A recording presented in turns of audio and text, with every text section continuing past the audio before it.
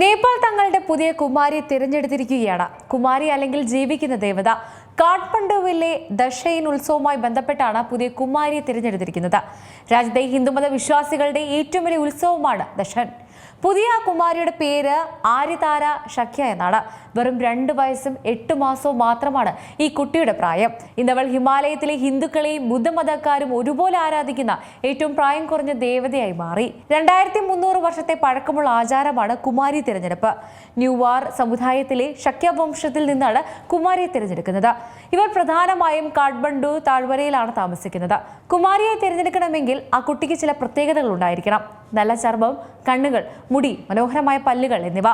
ഇത് മാത്രമല്ല, 2 വയസ്സ് മുതൽ 4 വയസ്സിനിടയിൽ പ്രായമായ ഈ പെൺകുട്ടികൾക്ക് ഇരുട്ടിനെ പേടിക്കാൻ പാടില്ല. ഈ പെൺകുട്ടികൾ ഋതുമതിയാകുന്ന ദിവസം മുതൽ അവർക്ക് കുമാരി സ്ഥാനം നഷ്ടമാകും.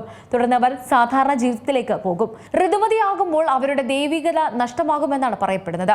കുമാരിയായി തിരഞ്ഞെടുത്താൽ ഇവർക്ക് സ്വന്തം വീട്ടിൽ കഴിയാൻ അനുവാദമില്ല. ഇവരെ കാഠ്മണ്ഡു ദർബാർ സ്ക്വയറിലുള്ള കുമാരി ഘറിലേക്ക് മാറ്റും. കുമാരിയായി തിരഞ്ഞെടുത്താൽ ഇവർക്ക് കാല് നിലത്ത് കുത്താൻ അനുവാദമില്ല.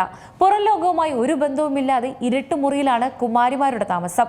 പ്രധാന മതപരമായ ആഘോഷങ്ങളിൽ മാത്രമേ ഇവർക്ക് പുറം ലോകത്തെ കാണാൻ സാധിക്കൂ. ദേവതയായി കാണുന്ന ഇവർക്ക് കളിക്കൂട്ടുകാരും തന്നെ കുറവാണ്. അതുപോലെ തന്നെ സ്വകാര്യ വിദ്യാഭ്യാസത്തിനുള്ള അധ്യാപകരും. ഈ അടുത്ത കാലത്തായി ടിവിയും വിദ്യാഭ്യാസത്തിനുള്ള കുറച്ചുകൂടി മെച്ചപ്പെട്ട സൗകര്യം ഒരുക്കിയിട്ടുണ്ട്. നേപ്പാൾ സർക്കാർ വിരമിച്ച കുമാരിമാർക്ക് ഏകദേശം $110, അതായത് 9766 രൂപ പ്രതിമാസ പെൻഷനായി നൽകുന്നുണ്ട്. കുമാരി ജീവിതം അവസാനിച്ച പെൺകുട്ടികൾക്ക് സാധാരണ ഒരു ജീവിതം ബുദ്ധിമുട്ടാണ്.